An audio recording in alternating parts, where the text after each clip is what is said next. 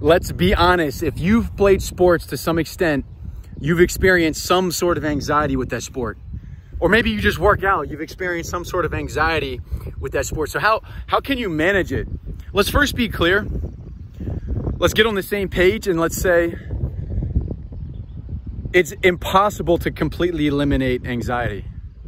To not have anxiety to some degree is to not be human. What are you, robot?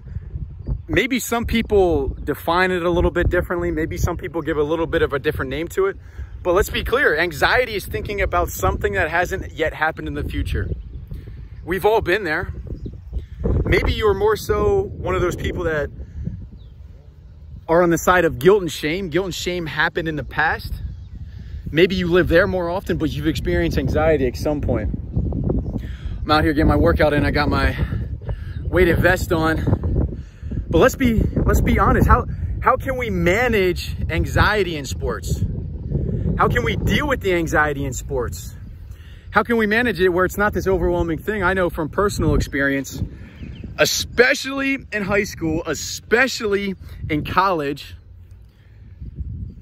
especially working out for professional teams, you're always thinking about the next thing. High school, you're thinking about college recruitment. College, you're thinking about playing professionally. Professionally, you're thinking about signing that professional contract. So we get caught in saying my performance right now is going to dictate those things that happen in the future. And yes, that is completely true. That is true. The anxiety doesn't serve us in any way. The anxiety actually hurts us. The anxiety takes away from our performance. So understand, yeah, we do have to think about those things in the future. We do have to think about college recruitment. We do have to think about professional scouts. We do have to think about our next contract professionally. Those are future-based things. Those are future-based instances that we have to keep in mind and that we have to prepare for and that we have to plan for and we have to perform for. But in order for that performance to be at its maximum, let's agree that anxiety is not going to help us get our maximum performance. So how do you manage that anxiety? How do you shrink it down? How do you make it much more usable? How do you actually take that anxiety instead of, like myself? I remember my college senior season, I was, I don't mean to ramble on about myself, but my college senior season, I was in the top 10 in the nation in home runs with, if you're a baseball guy, baseball player.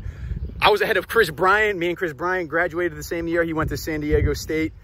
And I had all of these thoughts and these dreams about, oh man, when am I going to get drafted? Who am I going to go play for? Where am I going to travel to all these cities?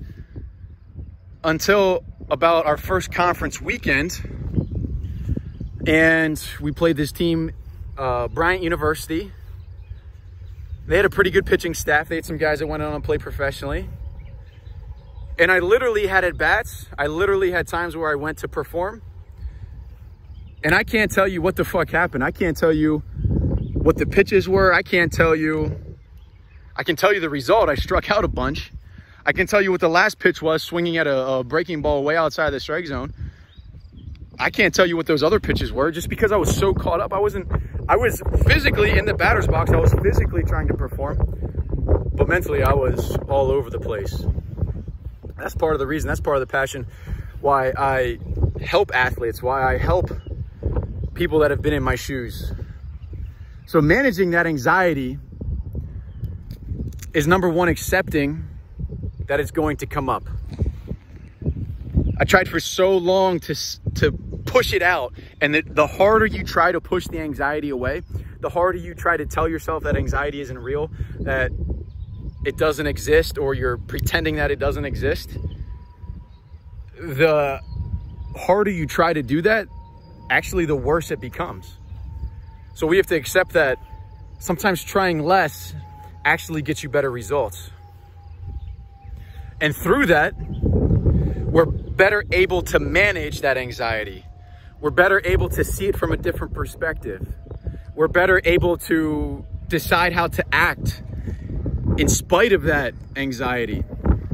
It's a little breezy here. See, my hair is all over the place.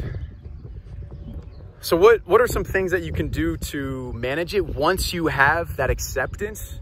Number one, you have to accept it. If you don't accept it, you're going to fight it, and it's only going to build and build and build and build and build. Once you accept it, you can do a couple of things. You can reframe it in your mind. You know, your body processes stress and excitedness in virtually the same way. So you can reframe it in your mind from negative stress to excitement, to energy that it can actually propel you. So there's a reframing process that you can go through. You can also manage it by looking at it from a different perspective. So what do I mean by that? Instead of talking to yourself saying, oh man, I gotta relax, I gotta calm down, start asking yourself questions instead of statements. You see, when we pose a question to ourselves, our brain naturally goes to an answer. It may not be the perfect answer. It might not be the answer that your coach is looking for. It may not be the answer that you ultimately end up choosing, but it's your natural inclination. It's your natural answer to a problem. So by asking, how can I relax? How can I deal with this anxiety? How can I manage this anxiety? Instead of saying, man, I have to manage this anxiety, or man, this anxiety is killing me. You're posing it in a different way in your mind. And I'll give you one more thing here, how to manage the anxiety. So try to see it from a different perspective, not only in terms of asking questions, but in terms of, imagine you were watching yourself. Imagine you were coaching yourself. Imagine if you could just step out of your own shoes for a second. I am not going in the place where you got to walk a mile in another man's shoes. That's not where I'm going. I'm talking about seeing yourself from a different perspective, literally stepping outside of your body from a coach's perspective, from a teammate's perspective. How would you respond if you were watching yourself? How would you respond if you were the teammate watching you go through this anxiety? How would you respond if you were the coach watching yourself go through this anxiety?